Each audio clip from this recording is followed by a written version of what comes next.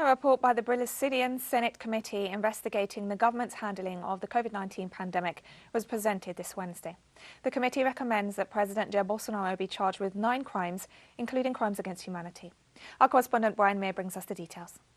After months of hearings that were televised to a large Brazilian audience, finally the CPI investigation, the senatorial investigation into improprieties and crimes committed during the COVID-19 pandemic, came to a close today with the release of a 1,120-page report indicting President Jair Bolsonaro and 65 of his cronies, including the current Health Minister, former Health Minister Eduardo Pazuello, the former Foreign Affairs Chancellor Ernesto Araújo, 3 of Bolsonaro's children, and bloggers who allegedly received money from the Bolsonaro administration to spread lies about the pandemic. The president himself is being charged with 9 crimes, including criminal malfeasance, fraud, and crimes against humanity.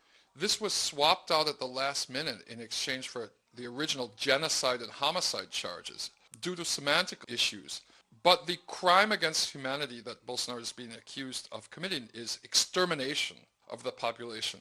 Now, essentially, with 600,000 dead in Brazil due to COVID-19, members of the committee are alleging 300,000 lives could have been saved if it weren't for constant encouragement made by the president and his cronies to disobey local lockdown orders, to not wear masks, and to not take the vaccine. Next week, the report will go to a vote.